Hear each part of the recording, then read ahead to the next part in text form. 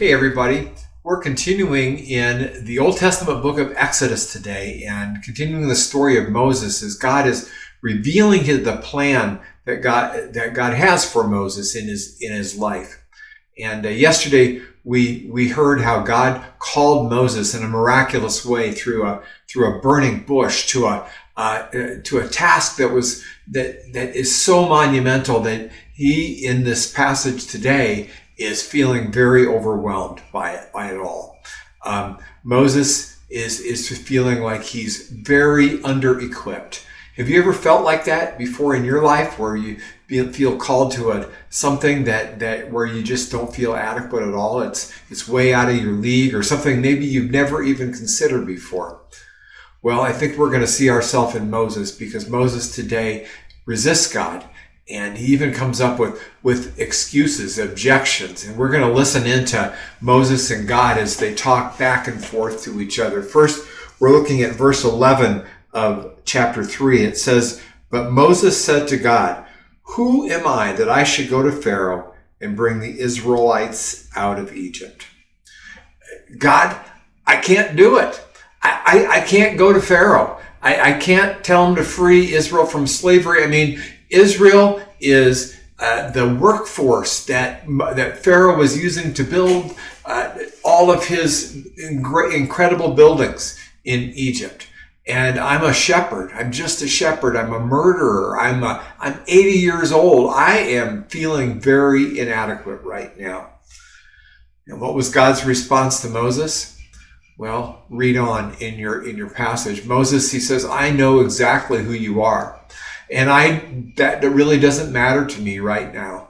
I know who you are. I will be with you. Your sin, your shortcomings, they are no longer the ultimate truth about you, because I will be with you.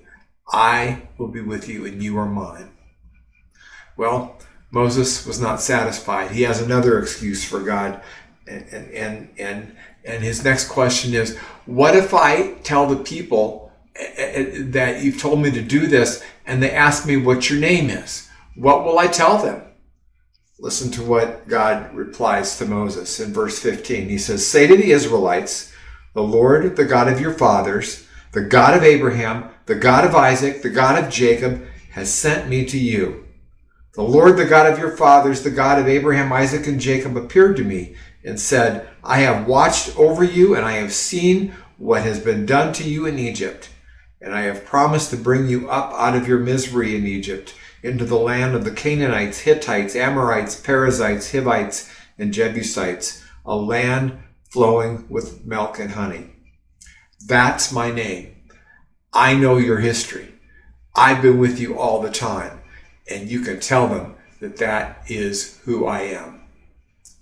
Well, once again, Moses is not convinced. He has some more objections. "Lord, they'll never believe me. They won't do what I tell them. They'll say, 'The Lord never appeared to you.'" Well, let's see what God has to say to Moses one more time. We pick up chapter 4, verse 2. He said, "Then the Lord said to him, 'What's in your hand?' 'A staff,' he replied. The Lord said, 'Throw it on the ground.' Moses threw it on the ground, and it became a snake, and he ran from it. And the Lord said to him, 'Reach out your hand and take it by the tail.' So Moses reached out and took hold of the snake, and it turned back into a staff in his hand." Now, I will admit that I am not a herpetologist, but I've lived over 30 years in the desert.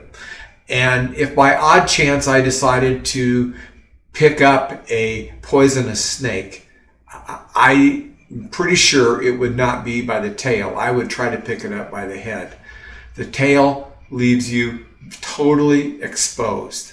And I think that's what God may have had in mind. That God wanted Moses complete 100% trust, to realize that he couldn't do it on his own. "Give me what you have," God says, "and I'll do amazing things with it.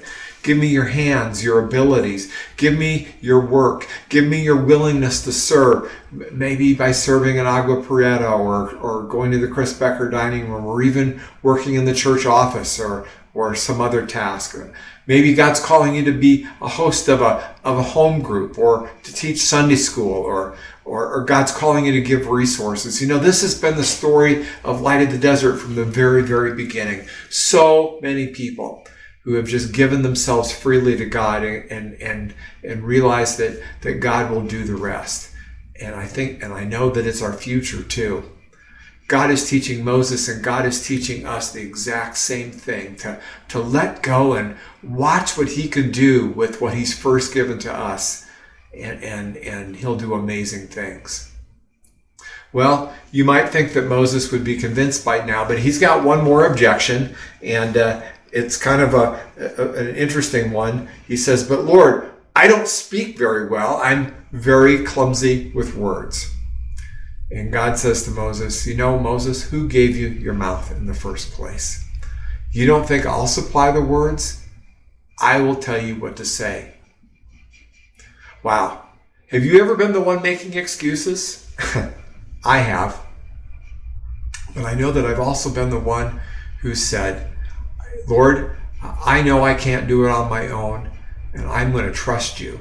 I'm going to give what you've first given to me. I'm going to give my time. I'm going to give my resources. I'm going to give my abilities. I'm going to give the little that I think that I have, and you're going to do the rest with it." And watch God work miracles in it. We've seen it time and again. I've seen it time and again in my life, and I bet you have in your life too. That God uses what you have to give, and does amazingly more than you could ever ask and imagine. May God continue to inspire us to trust him, and Moses' life will continue to inspire us to trust God and experience the joy of being used by God to make a difference in the world, and to especially make a difference in the lives of other people. Have a blessed day. If these devotional videos are helpful to you, subscribe to our channel and click the notification button so you know when we post a new video. And of course, please share them with others.